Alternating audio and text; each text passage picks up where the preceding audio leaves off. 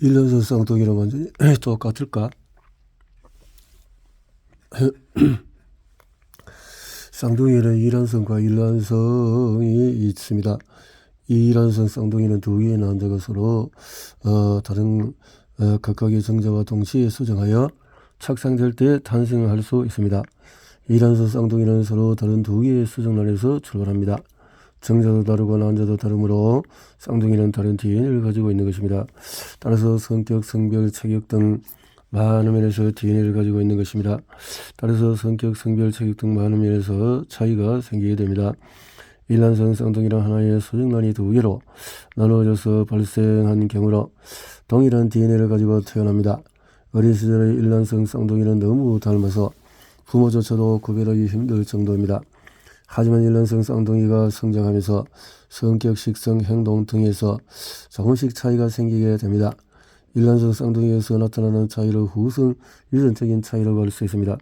연구에 의하면 후성 유전적인 차이는 나이가 들수록 점점 커지며 태어나자마자 서로 다른 부모에게 입양되어 완전히 다른 환경에서 자란 경우에는 같은 부모에게서 자란 경우보다도 차이가 더 큰 걸로 밝혀졌습니다. 따라서 후성 유전적인 차이는 환경 조건의 영향을 받아서 생기다고 할 수 있을 것입니다. 후성 유전학을 바로 정의하거나 후성 유전학과 유전학의 차이를 간단히 설명하기는 쉽지가 않습니다. 좁은 의미의 후성 유전학은 유전자 발현 중에서 전사 과정을 조절하는 스위치의 기능과 밀접한 관련이 있습니다. 따라서 후성 유전학이 무엇인지 제대로 알기 위해서는 먼저 유전자 발현에 대해서 이해해야 합니다. 유전자 발현이란 한마디로 그 과정을 통해서 단백질을 만드는 것이라고 할 수 있습니다. 그리고 그 단백질을 발휘하는 기능 여부나 차이로 인해서 세포나 개체의 형질이 결정되는 것입니다. 개체의 형질을 결정하는 데는 유전자로부터 만들어진 단백질의 기능이 필수적인 요소라고 봐야 합니다. 따라서 DNA 유전적으로부터 단백질을 합성하는 유전자 발현은 생명 현상의 근간이라고 할 수 있습니다. 그리고 이미 2장에서 언급했듯이 DNA로부터 유전 정보를 해독하는 과정인 유전자 발현은 DNA 유전 정보를 복사하여 RNA로 읽어내는 전사 과정과 RNA로 복사된 유전 정보를 해독하여 단백질을 만드는 번역 과정으로 나눌 수 있습니다. 유성 생식을 하는 생명체는 정자와 난자가 수정하여 수정란이 만들어지면서 시작된다고 할 수 있습니다. 수정란은 하나의 세포에 불과하지만은 세포 분열에 의해서 세포 수가 급격히 늘어나고 배 발생을 통해 특정 구조와 기능을 가진 다양한 세포로 분화되며 완성된 하나의 개체로 성장하게 됩니다. 여기서 중요한 점은 자식이 부모로부터 물려받은 유전 정보는 평생 거의 변하지 않으며 개체를 구성하는 세포는 하나의 수정란으로부터 생성된 것이므로 동일한 유전 정보를 가지고 있다는 사실입니다. 다시 말해서 신경세포와 근육세포도 동일한 DNA를 가지고 있다는 뜻이죠. 그런데 내 조직에 있는 신경세포와 골격근의 근육세포는 모양과 기능이 완전히 다릅니다. 두 가지 세포가 동일한 유전 정보를 가지고 있음에도 기능과 구조가 완전히 다른 이유는 뭘까요? 이 질문에 대한 답은 후성 유전적인 차이에서 찾을 수 있습니다. 라마르크는 1809년에 동물철학이라는 책을 발표하면서 용불용설을 제안했습니다. 이 개념의 일정에서 이미 다룬 바가 있지만은 원활한 설명을 위해서 다시 한번 짚고 넘어가야겠습니다. 용불용설에 따르면 동물이 자주 가는 기관은 점점 발달하고 사용하지 않는 기관은 퇴화하여 소멸하게 됩니다. 라마르크는 기린의 목을 예로 들었는데 짧은 목 유전자를 가진 기린이 높은 나무의 나뭇잎을 따먹으려고 노력하면서 점점 목이 길어졌고 이후에 길어진 목 형질이 자손에게 전달된 것이라고 주장했습니다. 그러나 라마르크는 획득 형질이 자손에게 전해지는 과학적인 근거를 제시하지 못했습니다. 이후에 찰스 다윈의 자연 선택설에 의해서 라마르크의 주장이 반복되었고 맨델의 유전 법칙이 과학계에서 인정받으면서 사람들은 획득 형질은 유전되지 않는다고 믿게 되었습니다. 획득 형질은 유전되지 않는다. 운동을 열심히 해서 강한 근육을 가지게 되었거나 성형수술로 예쁜 쌍꺼풀을 가지게 되었다고 해도 이 형질이 자손에게 유전되지는 않는다는 것은 우리 모두가 아는 사실일 것입니다. 마찬가지로 짧은 목의 길이니 환경에 의해서 목이 길어지더라도 생식세포의 유전자에 변화가 생긴 것이 아니라면 자손에게 전달할 수 없을 것입니다. 자, 그러면은 과연 유전자가 개체의 형질을 결정하는 유일한 인재일까요? 라마르크의 주장은 완전히 틀린 것일까요? 유전자가 형질을 결정하는 유일한 인재라는 주장은 맨델의 유전 법칙을 발표한 이후부터 최근까지 정설로 받아들여져 왔습니다. 그러나 유전자가 아닌 다른 요인에 의해서 형질이 결정되는 증거가 나오면서 후성 유전학이라는 분야가 새로이 대두되었습니다. 후성 유전학의 원리와 개념들은 맨델의 유전 법칙으로 설명되지 않던 미스터리를 풀어내는 데 있어 새로운 통찰력을 제공해 주었고 라마르크의 주장을 다시금 돌아보게 만드는 계기가 되었습니다. 일란성 쌍둥이의 형질 차이는 후성 유전의 중요한 성을 보여주는 대표적인 예입니다. 일란성 쌍둥이는 하나의 수정란이 첫 번째 세포 분열로 두 개의 세포가 되었을 때 우연히 두 개의 독립적인 세포로 나눠지면서 두 명의 개체로 발달한 경우로 볼 수 있습니다. 따라서 일란성 쌍둥이의 유전자는 동일합니다. 세포 분열과 폐 발생 과정에서 다른 변이가 일어나는 특별한 경우를 제외하고는 같은 유전자를 가지고 태어나는 것입니다. 그런데 같은 유전자를 가진 쌍둥이라고 할지라도 성격이나 재능에는 약간의 차이가 발생하게 되는데 이것은 사람의 형질을 결정하는 데에 유전자 외의 다른 요인도 있을 가능성을 말해줍니다. 사람은 정자와 난자로부터 각각 23개씩의 염색체를 전달받아서 최세포에 총 46개의 염색체를 가지고 있습니다. 염색체를 책이라고 한다면 세포 해역은 책장에 비유할 수 있습니다. 사람의 최세포에는 46건의 책이 꽂혀 있는 책장이 들어있는 셈입니다. 책장에 해당하는 핵은 마이크로미터 단위의 매우 작은 공간이고 염색체를 이루는 DNA 사슬은 미터 단위로 아주 깁니다. 따라서 세포는 염색체를 최대한 압축 포장하여서 핵이라는 작은 공간에 보관하고 있습니다. 그런데 단단하게 압축 포장된 상태로는 필요한 유전자를 전사하고 번역하여 단백질을 만드는 것이 거의 불가능합니다. 따라서 유전자 발현을 가능하게 하려면 압축 포장된 염색체에서 필요한 부분의 압축을 푸는 작업부터 시작해야 합니다. 여기서 압축을 자주 풀어야 할 부위와 절대 풀지 않아야 할 부위를 책에 태그를 붙이듯이 표시해둔다면 쉽게 조절할 수 있을 것입니다. 일련의 쌍둥이는 각각 동일한 유전 정보로 채워진 똑같은 46건의 책의 세포의 핵 속에 소장하고 있습니다. 그러나 쌍둥이들이 살아가며 노출되는 환경, 만나는 친구, 먹는 음식 등의 차이에 따라서 압축 포장된 염색체에서 열림과 닫힘을 조절하는 태그가 붙여지는 위치나 과정이 다르게 일어날 수가 있습니다. 쌍둥이 스페인어 마네 에스 텔러 교수 연구팀은 어린 시절과 중년 나이의 일란성 쌍둥이에게서 발견되는 후성 유전적인 차이를 연구했습니다. 그 결과 염색체에서 동일한 위치의 사이토신에 결합하는 메틸기 양성이 형질의 차이와 관련이 있음을 밝혀내었습니다. 다른 연구에서는 태어난 후 사춘기까지 추적 연구한 일란성 쌍둥이의 경우에 DNA 메틸화 패턴에 많은 변화가 확인되었으며 이는 표현형의 차이로 이어졌음이 분명했습니다. DNA 메틸화는 주로 사이토신에 새겨지는 화학적인 변형이며 효소 반응 덕분에 가역적으로 일어납니다. 프로모터의 사이토신의 메틸화가 되어도 염색체의 유전 정보는 전혀 바뀌지 않습니다. 부모로부터 전해받은 유전 정보는 그대로 가지고 있는 것입니다. 다만 사이토신의 메틸화로 염색질이 단단하게 응축되면 해당 부위의 전사 발현이 억제되어 단백질이 만들어지지 않고 반대로 사이토신의 메틸화가 제거되면 단단하게 응축되었던 염색질이 풀리면서 전사 발현이 가능해지고 단백질이 만들어집니다. 지금까지 DNA 메틸화와 같은 후성 유전적인 변화가 형질 변화에 영향을 준다는 내용을 알아보았습니다. 유전자 발현을 통해서 만들어지는 단백질의 기능 차이가 개체의 형질을 결정하는 데 중요한 역할을 한다고 했습니다. DNA 메틸화와 같은 후성 유전적인 변화는 유전자 발현에 영향을 주어 단백질의 생성 여부를 결정하게 되고 결국 세포나 개체의 형질까지 결정하게 되는 것입니다. 후성 유전적인 변화는 세포 속의 다른 모든 유전자별로 독립적으로 일어나며 전사 발현을 통한 RNA 합성 여부를 조절하는 중요한 분자 스위치로 작용합니다.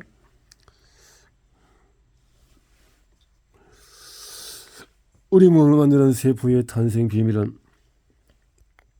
한 개의 세포에 불과한 수정란으로부터 수십조 개에 달하는 세포로 된 성체가 만들어지는 것은 신비로운 생명현상입니다. 세포 분열과 분화 과정을 거치면서 수정란에서는 다양한 종류의 세포들이 만들어지게 되는데 인간의 경우에는 200여 가지 유형의 세포들이 만들어지게 됩니다.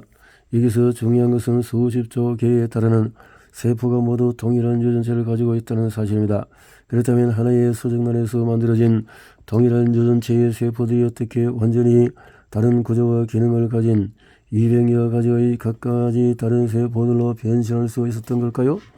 4장에서 언급했지만 배발생 과정에서 수정란이 완전히 다른 세포 유형으로 변신하는 것을 분화라고 합니다.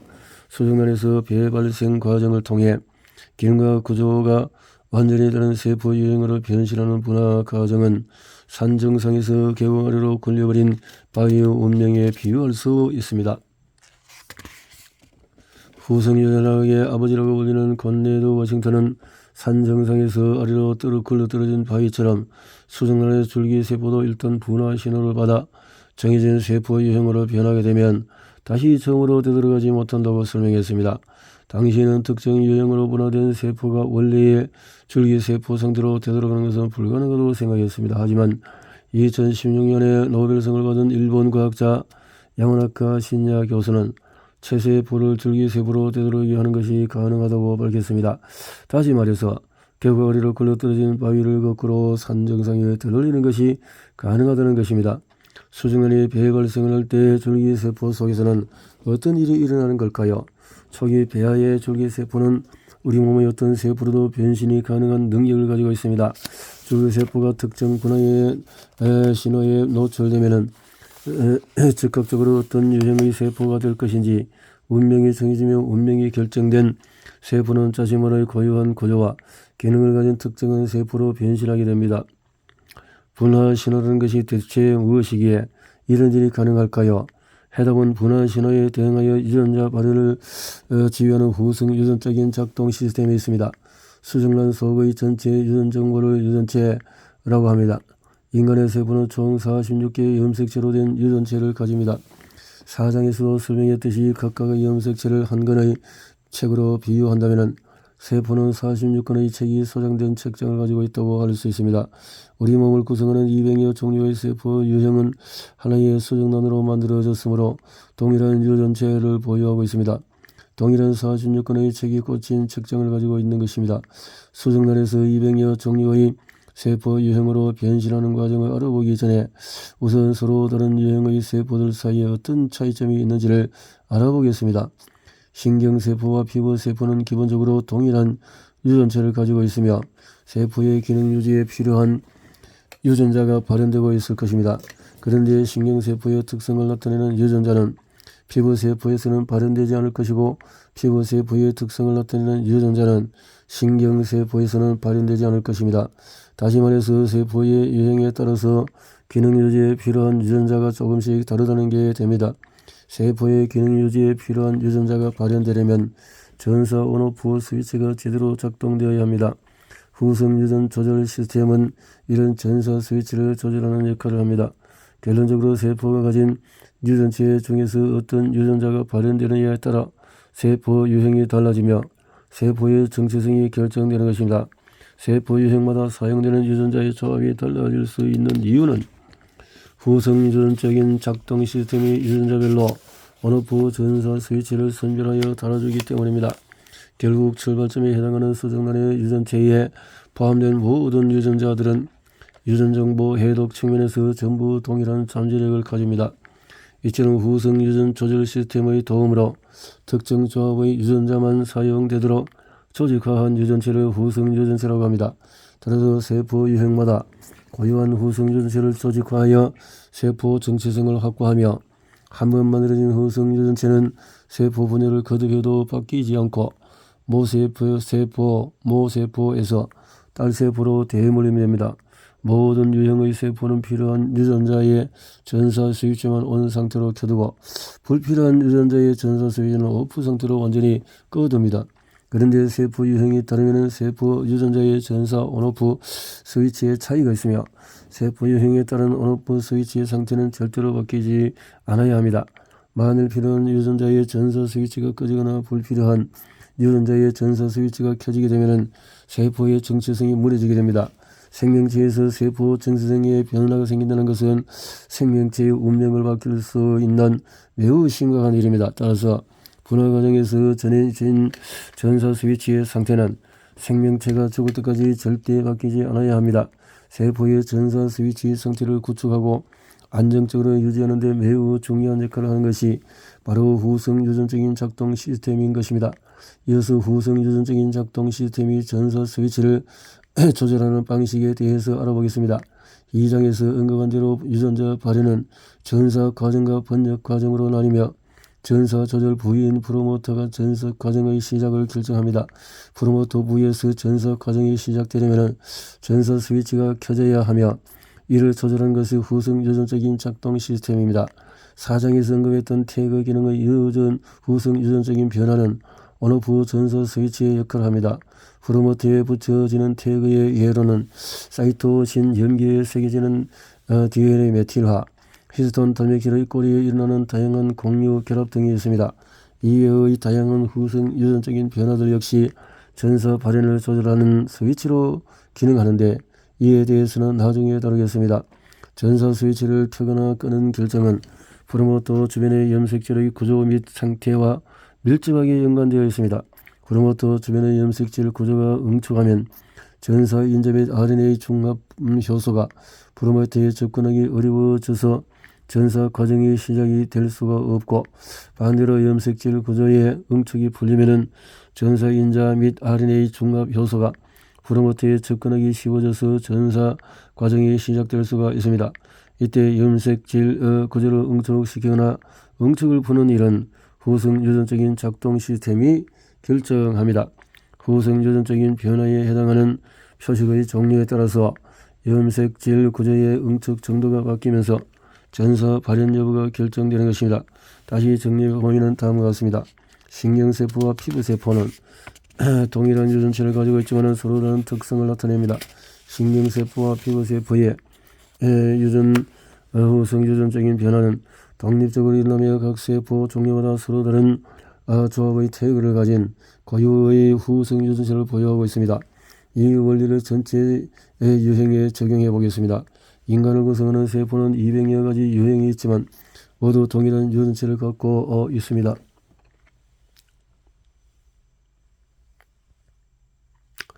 그러나 세포 분화 과정에서 후성 유전적인 변화를 통해 새롭게 조직화된 각각의 고유한 후성 유전체를 가지게 되어 서로 다른 특성을 가지게 되었습니다.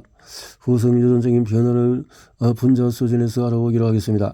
3장에서 설명한 것처럼 핵이라는 작은 공간에 들어있는 염색체는 매우 길고 또 부피가 큰 DNA 사슬을 히스톤 팔랑체를 이용하여 압축 포장한 것이며 히스톤 팔랑체는 히스톤 단백질 8개로 된 구조물입니다. 여기서 히스톤 단백질만이 후성 유전적인 변화를 일으키는 것은 아닙니다. 히스톤 단백질과 닮은 단백질인 히스톤 변이체도 후성 유전적인 변화를 일으키는 마법사라고 할 수가 있습니다. 이제 히스톤 팔랑체에 대해서 알아보겠습니다. 3장에서 살펴본 바대로 히스톤 팔랑체는 8개의 히스톤 단백질로 된 구조물입니다. 히스톤 단백질에 포함된 아미노산 서열의 대부분은 히스톤 팔랑체 구조를 만드는 데 쓰입니다. 히스톤 단백질의 꼬리에 여러가지 방식의 고유 결합을 통해 암호를 새깁니다. 히스톤 단백질을 꼬리에 새기는 후성 유전적인 암호와 메시지. 히스톤에 새겨지는 암호에는 다양한 종류가 있습니다. 히스톤에 새겨지는 암호들은 단독으로 메시지를 전하지만 두 개의 이상의 암호가 공조하여 새로운 메시지를 전달하기도 합니다. 결론적으로 번역 후에 수식하는 단백질의 기능이나 활성을 조절하는 분자 스위치 기능을 합니다. 다만 번역 후 수식화가 히스톤 단백질에서만 일어나는 것은 아닙니다. 이 이상에서 우리 몸을 구성하는 200여 종류의 세포들이 탄생한 비밀은 후성 유전적인 작동 시스템에 의해서 일어나는 마법이라는 것을 알게 되었습니다. 동일한 유전체를 가지고 있으면서도 서로 다른 기능과 구조를 가진 세포가 만들어진 것은 후성 유전적인 작동 시스템에 의해서 유전자 발현 여부에 차이가 생겼기 때문이라는 것도 알게 되었습니다. 유전자와 형질의 일반적인 관계.